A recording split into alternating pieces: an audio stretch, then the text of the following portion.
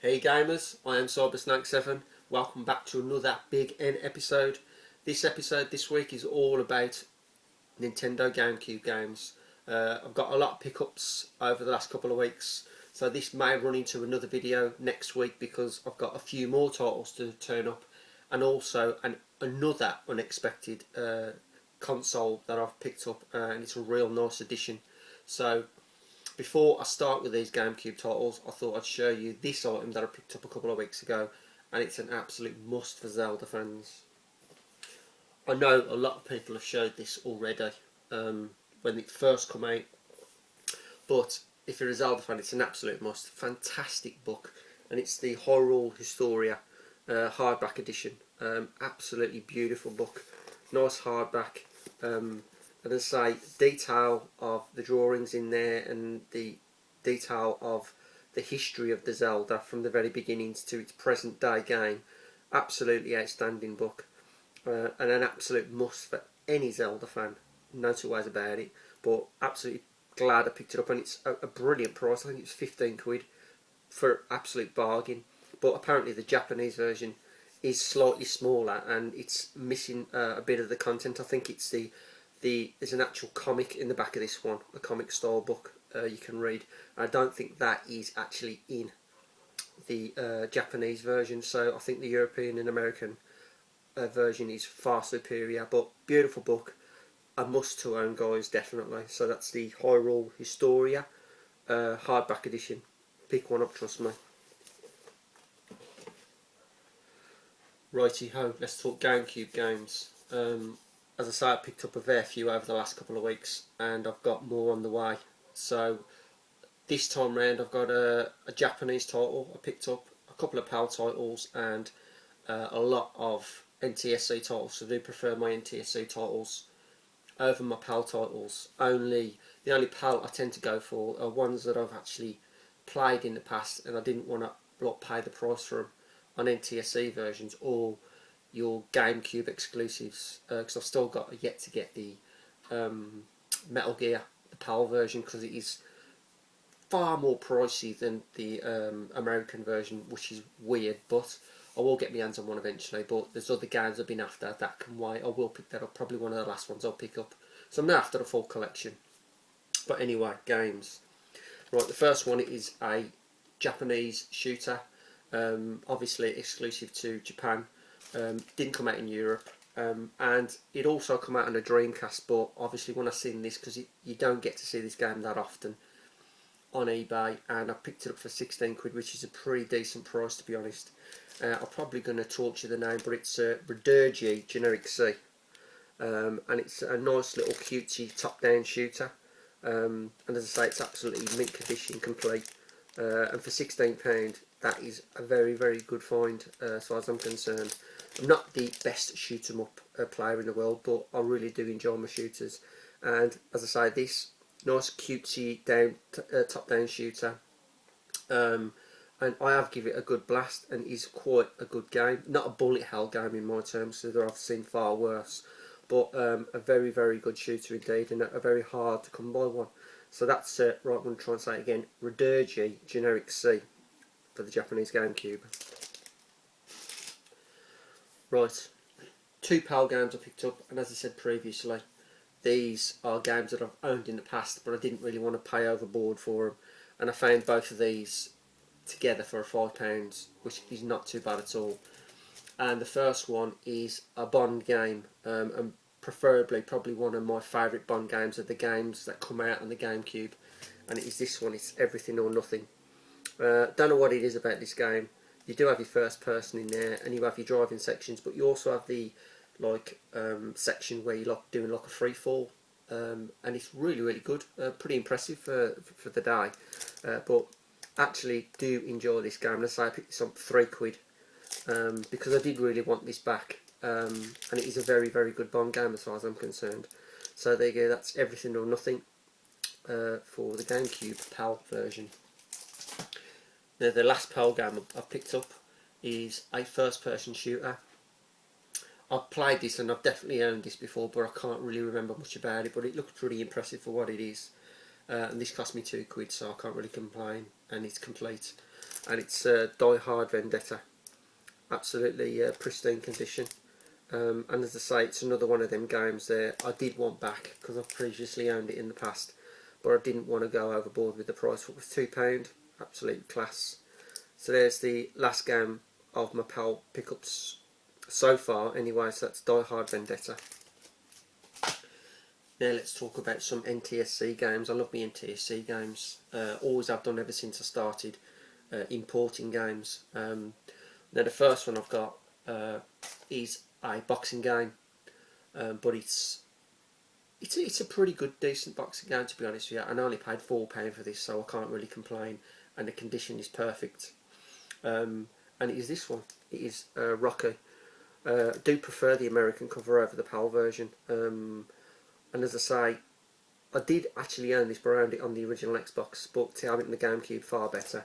But you do have, obviously, your classic fight modes with all the classic characters out of Rocky.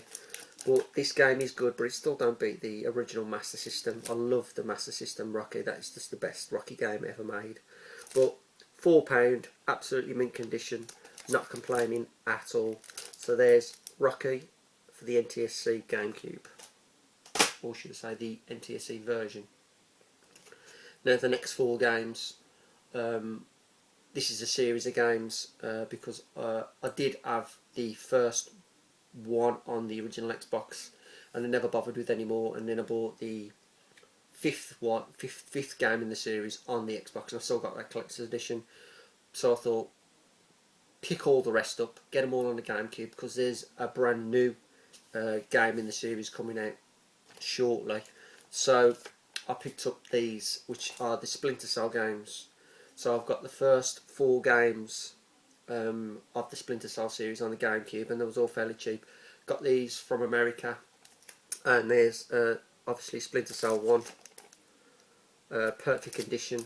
I got this for about £11, including postage, from America. So that is very, very good condition, and I like these sort of stealth games. Pretty similar to Metal Gear, but I think a little bit far superior, more realistic in terms of stealth. But there you go, that is Splinter Cell. And then the next one obviously is the second, and that's Splinter Cell Pandora Tomorrow. Now this one I picked up slightly cheaper. This cost me £8 including postage, which is real cheap, to be honest. And you can see it's in perfect condition. I'm sorry about the glare, but I've got all these in plastic covers. I keep them in all plastic covers because it keeps them good. I'm like that. But as I say, yep, very, very good condition. All Trident. These are all worth, you know, perfect playing games. But there's the second one. As I say, I've never played this one, and I've never played the next one. So be looking forward to going through these one by one. But there's the second one. That is Pandora Tomorrow. This is another one. Now I don't know whether I've got these mixed up in terms of the way they come out, but I'll just show this one anyway. The next one is Chaos Theory, another one I haven't played, but this one was a little bit more expensive. This one was 14 quid, including postage from America, but absolutely mint condition. Most all of these are 2-disc versions, but as I say, very, very good. Tried, and it's working perfectly. But as I say, I will be trying all these, trying to go through them one by one eventually. But there's number 3, and that is Chaos Theory. And then the last one, obviously, I have played. My mate owned this when it very first came out on the PAL version, and I did like the look of this one because it's got a lot of decision making. It's not just stealth. You've got to make decisions whether to kill people or to save them, and it changes the aspect of the game, the direction, and that was pretty impressive. So this one I'm really looking forward to playing, and that is Splinter Cell Double Agent. Yet again, this was another dear one. I did pay 14 quid as well for this one, plus postage. But it's nice to have all of these now, all on the GameCube and all in brilliant condition. So a good collection of games. As I say, I've got the older Splinter Cell on the Xbox 360, and then you got the brand new one coming out shortly, which I'll also get on the Xbox 360 when I get an Xbox 360. But yeah, there you go, that's the Splinter Cell Double Agent. and that's all 4 Splinter Cells for the GameCube. Right, what we got next? Ah, no, this one. This is one I've wanted for a while, and I've never really got around to playing it. I picked it up. Obviously, I wanted the NTSC version. I picked it up for about £8, so that's quite cheap. And I played this, and it is much harder than I anticipated it to be. I didn't really think it was going to be that hard, but not a bad game actually. Not a bad game at all. And it is PNO 3. Obviously, you're a one-off, like cyborg, robot girl, whatever. But you got a lot of. I found the controls are manic. You use every button on the controller, and I think the save point system's a bit flawed because there's too much of a distance between each save point, and you die. You've got to go back far too far, and it's a real pain in the arse. Sometimes right back to the beginning of the level, and I think that is the way it works. You go all the way back to the beginning, the start of the level, and that's a real pain. But this one, not a bad game at all. Perseverance with it though, unfortunately, because it is extremely difficult. But there you go, that's PNO 3. Right, what we got? Oh, these two I'll show together. Obviously, no, yeah, I will do. Obviously, these are 2 games I've never owned, always wanted to play, and they are very, very good games. Surprisingly good. But this is an absolute steal because I picked these up, both of them up for £12, because these go on eBay, especially the second one. I'm seeing it for like £35–40, and it's just, why would you want to pay that much? I mean, don't get me wrong, if you're really, really into these games, fair play to you, but I can't see the point in paying. I'd pay £15 a game, personally, not £35. It is ridiculous. But to get these at a steal price of £12, absolute bargain. And it is Pikmin 1 and Pikmin 2, absolutely pristine mint condition. As I say, I'm playing number 1 at the moment, and it is a very, very good puzzle strategy game, cutesy game, but it is extremely difficult because the time limit you have a certain amount of days and a certain amount of Pikmin you've got. It's all strategic, but it's very, very good. But this one's similar. Slightly different story, and you get 2 players to use on this, 2 characters to play. So, but absolutely steal for £12 for the 2 in mint condition. Chuffed as Larry, trust me, absolutely brilliant. But there you go, that's Pikmin 1 and Pikmin 2. Right, I've got one more game to show you, and this is the game that started me all off, because I've got to blame a certain YouTuber for making me buy all these GameCube games, and it's Sega and More, because he showed a playthrough video a couple of weeks ago of a game, but he showed it on the PS2, and I obviously forgot about this game, and I thought that is a really good game. It would be interesting to find out if I could get that on the GameCube. And he says to me, well, yeah, you can get it, but it's an American exclusive. And the Mr. Grungun, get your name right, Grubgun, was after it also. So I went looking for this game, and I found it, and I bought this, and the floodgates have opened, and that's why I'm non-stop buying the GameCube games. But the game in question is this one, Alien Hominoid. Boy, this game is real good. I really, really like it, and I'm glad I've got it in my collection now, and especially to have the GameCube version. As I say, it is an American exclusive, but obviously it comes over here only in the PS2 version. You could pick this up a couple of quid, probably, I don't know, under a tenner on the PS2.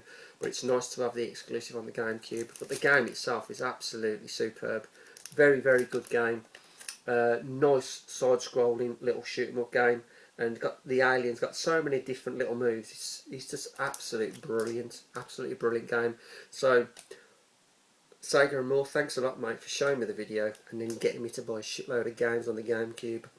But there you go, that is the last one I'm going to show you guys of this video for the GameCube pickups. Next week you've got a few more. 1, 2, 3, 4, 5, 6, 7, about 9 more, and then we've got a nice shiny console to show you.